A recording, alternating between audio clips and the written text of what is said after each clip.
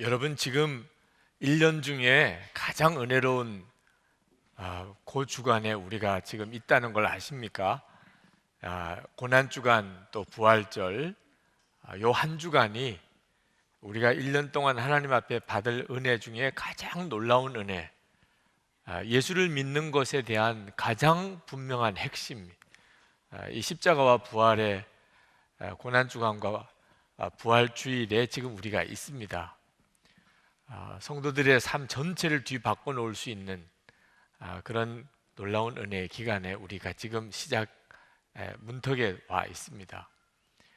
그러나 목사로서 늘 안타까운 것은 이 엄청나고 놀라운 은혜의 주간에 대부분의 성도들이 실제로는 은혜를 경험하지 못하고 그저 절기 행사로만 지나가게 된다는 점입니다.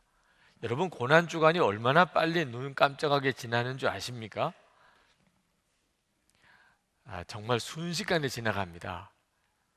그리고 부활주일이에요. 다음 주일. 근데 부활주일도 부활의 주님을 진짜 만난 사람은 별로 없어요. 예수님이 부활하셨대. 그러니까 전해 들은 겁니다. 예수님이 부활하셨대. 정말 놀라운 일이잖아. 부활의 주님을 만나봤어? 아니, 난 만나보지 못했는데 그냥 그런 말을 들었어. 대부분이 그렇게 지나. 고난주간과 부활주일이 지나도 실제로 이 고난주간과 부활절에 십자가와 부활의 그 엄청나고 놀라운 능력을 경험하고 변화된 삶을 새롭게 경험하는 분들은 별로 없어요. 오늘 여러분들이 주보를 받아보시면 거기에 봉투가 하나 들어있을 겁니다. 거기 뭐 돈이라도 들어있는 봉투면 얼마나 좋아요. 돈 넣으라는 봉투예요. 여러분, 다음 주일이 부활절인 것이 부활절 헌금 봉투 받아 들고 보니까 실감이 나시잖아요. 그죠? 그런데 기쁘신가요? 그냥 또 특별한 헌금 한 번 더 하는 주일일 뿐이지 늘 매년마다 부활주일은 한 번은 오는 거고 이렇게 지나가는 것이 목사로서는 너무 안타깝습니다. 여러분, 같이 예수를 믿어도 고난주간과 부활주일을 맞이하면 둘로 쫙 갈라집니다. 한쪽은 고난주간과 부활절을 통하여 주님과 더 깊은 사랑을 경험하고 주님과 온전히 하나 되어지는 이들이 있고, 또 한쪽은 그냥 절기로 부활주일을 맞이하는 성도들이 있습니다. 고난주간과 부활주일은 성도들 이렇게 두 부류로 나누어 놓는 역할을 하는 것이 안타까워요. 그럼 어떻게 하면 이 고난주간과 부활주일을 잘 맞이할 수 있을까? 종료주일이 열쇠예요. 종료주일이. 사실 종료주일은 고난주간과 잘 어울리지 않는 주일같이 보입니다. 분위기가 우선 그래요. 종료주일은 예수님이 십자가 지시려고 예루살렘 성으로 들어가실 때 그 제자들의 무리가 예수님을 메시아가 예루살렘 성으로 들어오시는 것처럼 그렇게 환영하고 맞아들였던 이를 기념한 주일입니다.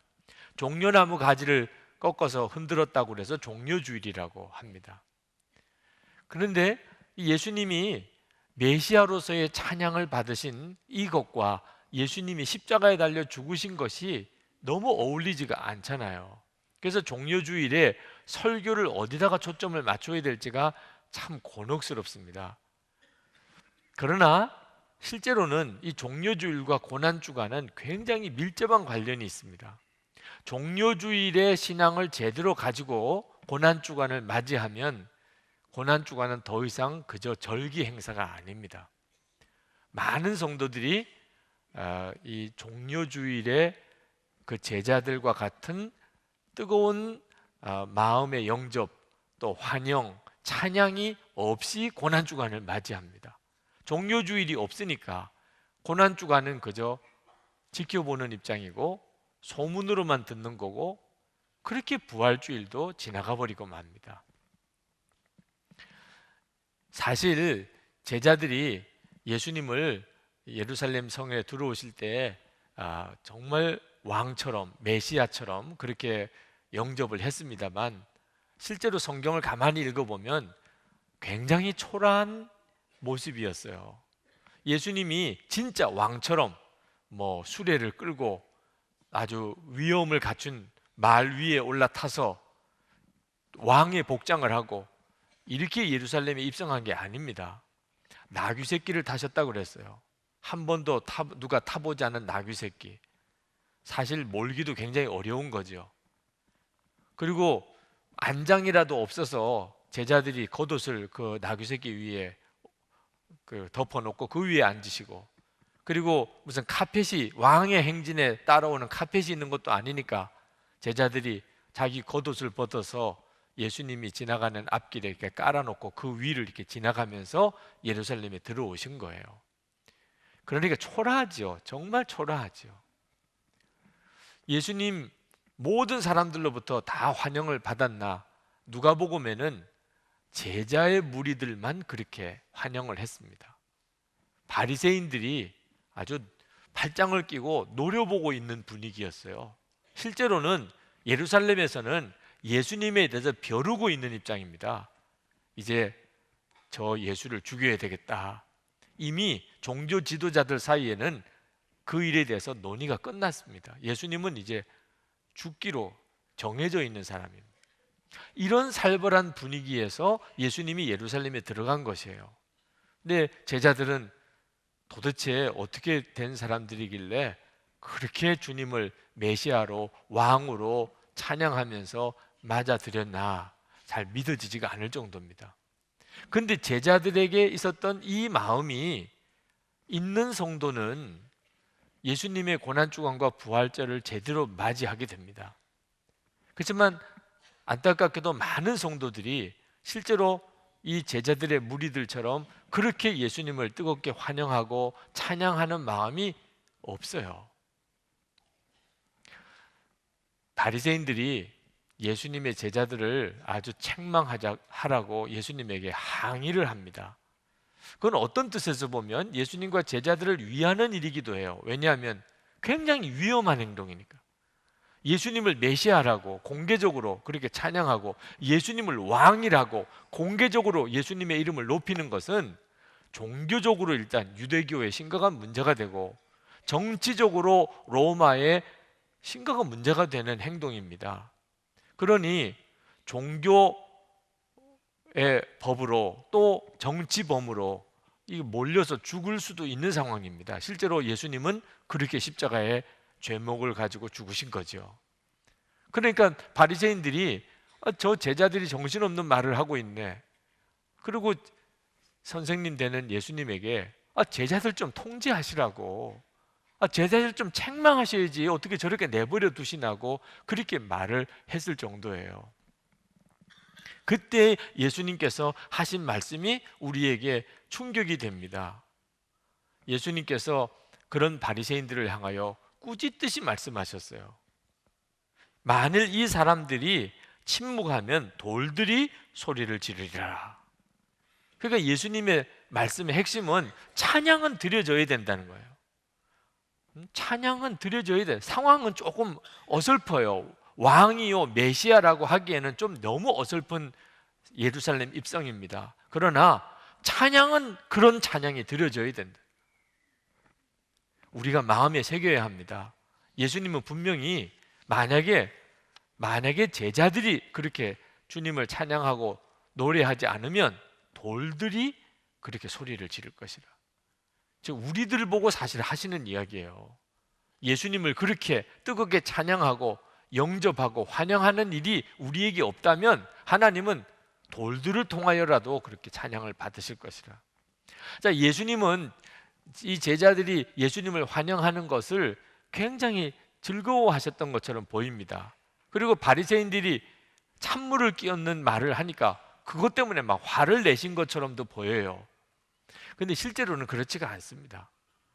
예수님이 제자들이 예수님을 그렇게 뜨겁게 환호하고 메시아라고 왕이라고 찬양하는 것 때문에 기분이 좋아하셨다거나 바리새인들이 그것을 트집 잡으니까 예수님께서 갑자기 짜증이 나셨다거나 전혀 그렇지가 않습니다. 예수님은 제자들의 환호성을 받으면서 예루살렘에 입성은 하셨지만 예수님의 마음은 눈물로 가득 찼어요. 예수님은 마음으로 울고 계셨어요. 41절부터 읽어보면 가까이 오사 성을 보시고 우시며 이르시되 너도 오늘 평화에 관한 일을 알았더라면 좋을 뻔하였거니와 지금 내 눈에 숨겨졌도다. 이제 예루살렘 성이 완전히 멸망당하는, 돌 위에 돌 하나도 서지 못할 정도로 완전히 예루살렘이 멸망할 때가 올 것이라는 것을 예수님이 예언하십니다. 그걸 예수님은 보고 예루살렘으로 들어가시는 거예요. 주 70년경에 로마에 의해서 예루살렘이 실제로 그렇게 완전히 무너집니다.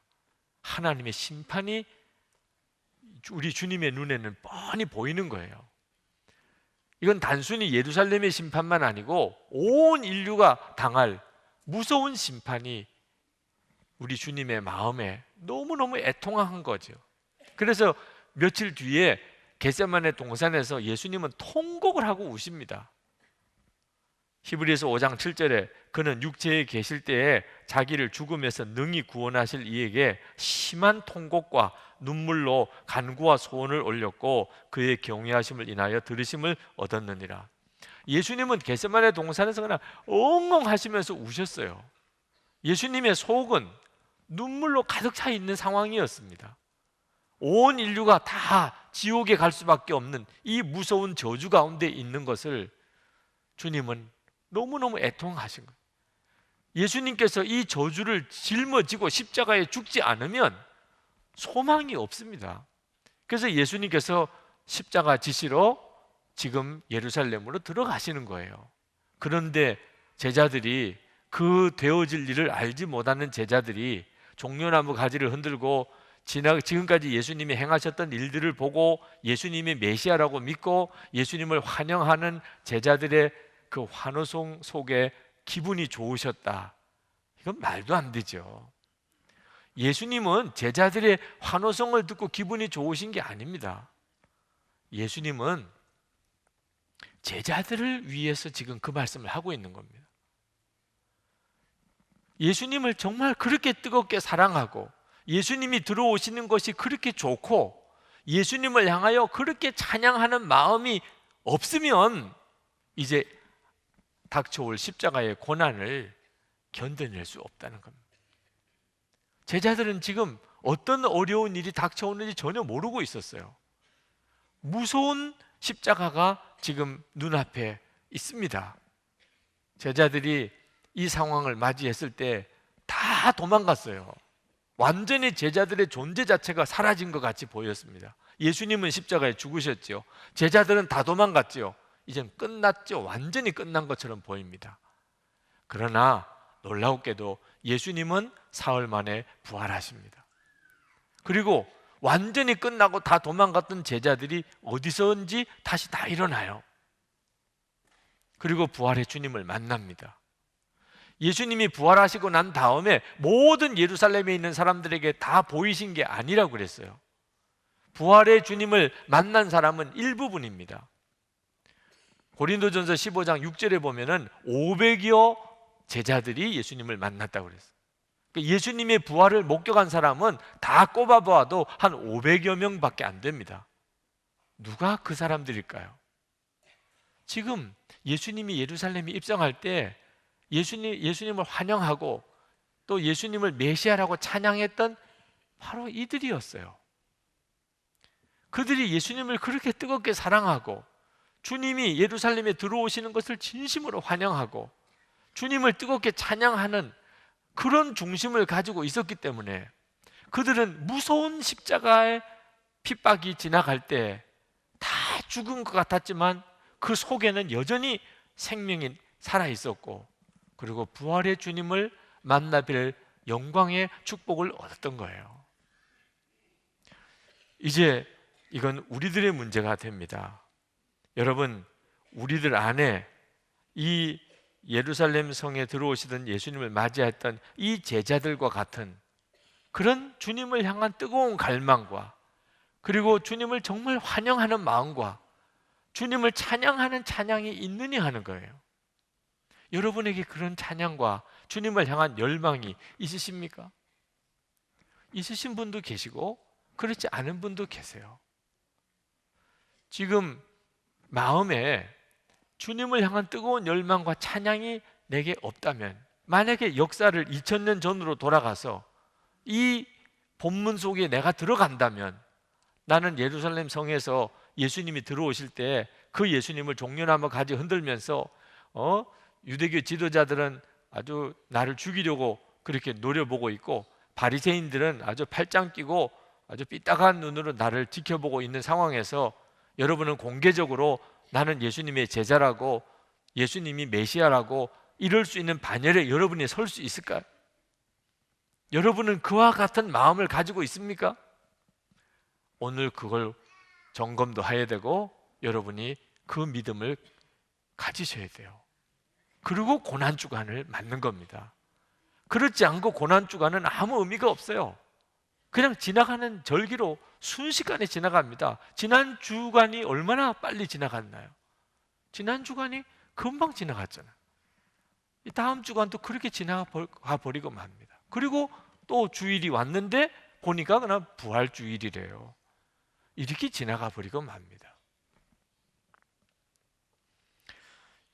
여러분, 우리가 십자가의 주님도 따라가고 부활의 주님도 따라갈 수 있는 사람이 되려면 마음이 달라요.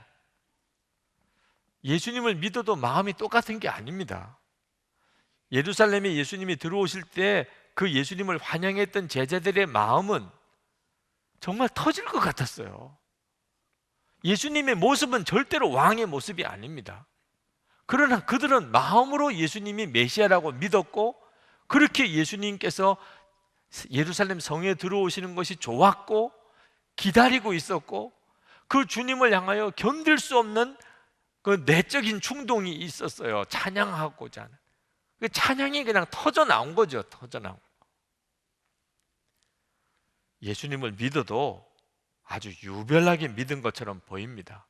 바리새인들이 볼 때 이게 정말 정신 나간 사람들이지, 아니 미친 거 아니야?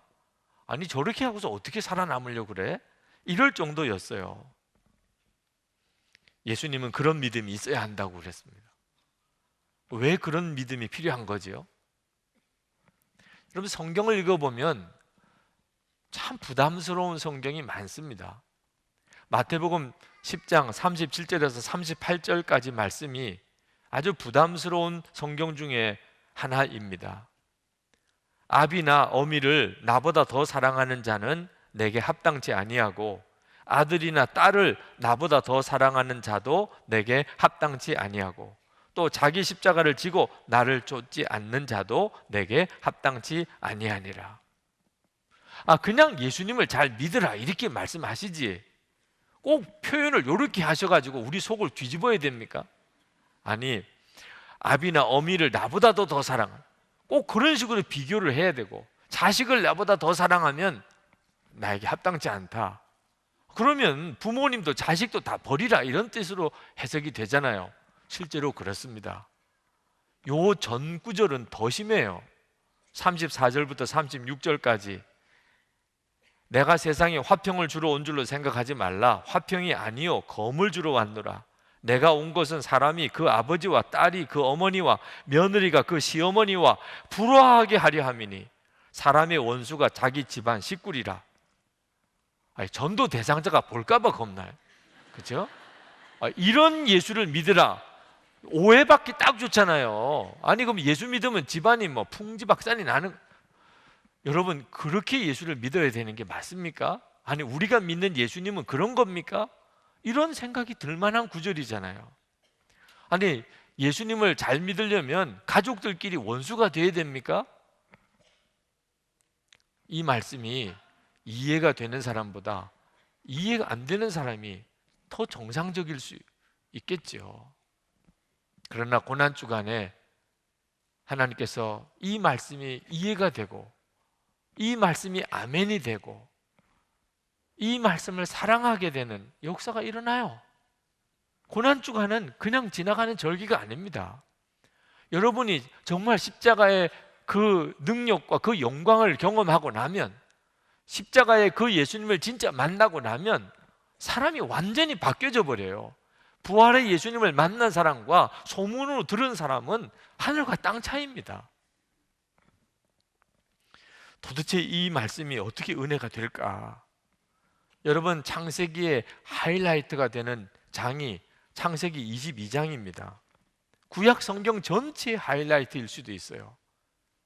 창세기 22장은 아브라함이 모리아산에서 독자 이삭을 하나님께 번제로 바치려고 칼을 들고 내려치는 순간, 그 장면이 나오는 성경입니다. 여러분, 이 성경도 정말 이해하기 힘든 성경 중에 하나입니다. 하나님을 믿어도 이렇게 믿어야 됩니까? 아브라함은 아주 특별한 경우니까 이렇게 하신 거예요? 아닙니다. 하나님은 우리 모두에게도 아브라함처럼 믿어야 된다는 겁니다. 아브라함은 우리의 믿음의 본을 보인 거예요. 하나님의 뜻이라면 독자인 자식도 십자가에 칼을 들어 죽일 수 있는 이런 믿음이 좋은 믿음이라는 겁니다. 여러분, 이해가 되십니까? 하나님은 어째서 아브라함에게 이런 요구를 하시는 겁니까? 그래서 영적인 눈이 열려야 돼요. 성령의 역사를 정말 경험해야 합니다. 하나님께서 아브라함에게 이렇게 말씀하신 것은 하나님의 사랑을 아브라함 너만큼은 좀 알아달라는 거예요. 하나님의 사랑이 어떤 사랑인지. 아브라함이 이삭을 그냥 자기 집 앞마당에서 죽이려고 한 게 아닙니다. 하나님이 지시할 곳으로 가라. 그래서 사흘길을 걸려서 모리아산까지 데려가서 거기서 이삭을 죽이려고 합니다. 그 모리아산이 어딘 줄 아십니까? 예수님이 십자가에 달리셨던 골고다예요. 하나님은 괜히 그렇게 하신 게 아닙니다. 하나님이 아브라함에게 이삭도 바치라고 말씀하신 것은 사실은 하나님이 그렇게 하신 거예요. 하나님이 당신의 독생자를 십자가에 못 박아 죽인 거예요. 저와 여러분을 구원하시려고. 아버지가 어찌 자식을 죽일 수 있겠습니까? 어느 정도로 우리를 사랑하시면 그렇게까지 할 수 있겠냐 말입니다. 우리로서는 이해할 수가 없어요. 아브라함도 아마 말로 들었으면 이해를 못했겠죠. 근데 아브라함이 진짜 자기 자식을 죽이려고 해봤기 때문에 그게 도대체 어떤 마음인지, 그때 도대체 어떤 고통이 있는 것인지 아브라함은 알지요. 하나님의 우리를 향한 사랑이 어느 정도인지, 도대체 예수님이 십자가에 죽으실 때 하나님은 어떤 마음이셨는지 아브라함은 알지요. 하나님은 그걸 원했던 거예요. 아브라함 너만큼은 좀 알아줘. 여러분, 고난주간은 그냥 건성으로 지나가는 주간이 아닙니다. 우리는 모르는 게 너무 많아요.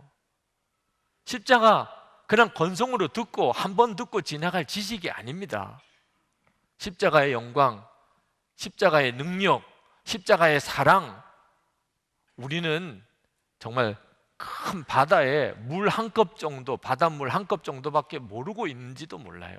실제로 그렇고 그 깊은 은혜 속에 여러분 들어가셔야 하지 않겠어요? 십자가의 고난도 이기고 부활의 주님도 만날 자는 주님을 향한 마음이 다릅니다. 아브라함이 그랬던 것처럼 마음이 달라요. 누가복음 10장 3절에 갈지어다 내가 너희를 보냄이 어린 양을 이리 가운데로 보낸 것과 같도다. 예수님이 제자들을 둘씩 전도를 보내실 때 그때 예수님이 영적으로 보시기를 너희들이 지금 이렇게 전도를 떠나지만 이거는 어린 양이 이리 가운데 가는 것과 같아 그러셨어요. 여러분, 어린 양이 이리 가운데로 가면 어떻게 됩니까? 그냥 물려 뜯겨 죽는 거죠. 어린 양이 이리 가운데 어떻게 살아남아요? 지금 우리들이 이 세상에서 사는 게 꼭 이와 같은 형국입니다. 가정에, 직장에, 심지어 교회 안에서조차 우리는요 명심해야 돼요. 나는 어린 양이고 내 주변에는 이리 떼들이 지금 둘러싸고 있어요. 그런 가운데 우리가 살고 있는 겁니다. 그렇기 때문에 별의별 시험도 많고 어려움도 많은 거예요. 우리가 세상 사는 일이 왜 도대체 이렇게 어렵지? 영적으로 어린 양이 이리 가운데 살고 있으니까 어려울 수밖에 없지요. 오늘도 일부 예배 끝나고 어느 한 자매님이 오셔서 기도 부탁을 하셨는데 신장암이라는 거예요. 젊은 부인인데 온 가족들이 다 같이 나와서 기도 부탁을 하고 그분을 위해서 기도해 드렸어요. 왜 우리 살기가 이렇게 힘들지? 왜 기가 막히는 어려운 일들이 우리 가운데 자꾸 닥치는 거죠? 지금 우리가 살고 있는 형국이 어린 양이 이리 가운데 사는 것과 같다니까요. 자, 그렇다면 어린 양이 이리 가운데서 어떻게 살아남을 수 있습니까? 여러분, 큐티하는 어린 양은 괜찮습니까? 이리가 큐티하는 어린 양은 못 잡아먹습니까? 여러분, 새벽기도 나오는 어린 양은 이리가 못 잡아먹습니까? 제자훈련 끝난 어린 양은 그 다음부터 못 잡아먹습니까? 성경 통독하고 나면 못 잡아먹습니까?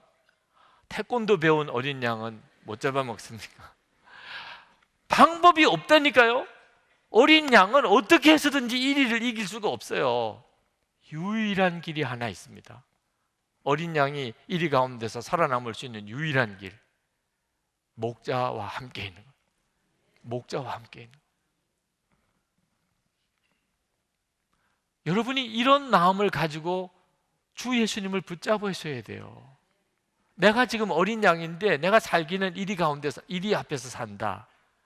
그러면 그냥 마음에 주님을 갈급하는 거죠. 예수님 떠나면 그냥 죽음이니까. 내가 원하는 것은 예수님 한 분이에요. 주님 안에 있으면 내가 안전한 것이요, 주님과 함께 있으면 내가 사는 것이에요. 그런 마음으로 예수님을 영접하는, 주 예수님 제게 오세요. 이건 살고 죽는 문제라니까요. 오늘 이 시간 바로 이 종료주일 그 제자들의 무리에 주님을 향한 뜨거운 환영하는 마음, 주님 제 마음에 오세요. 제가 주님을 찬양합니다. 이 은혜가 여러분 속에서 일어나기를 축복합니다. 그리고 이번 고난주간을 맞아보세요. 이번 고난주간에 주님은 여러분을 놀랍게 만나주십니다. 그렇게 갈망하던 주님, 그렇게 만나고 싶었던 주님, 소문으로만 들었던 부활의 주님, 만나지고 하나 되는 역사를 경험하게 되실 것입니다. 기도합시다.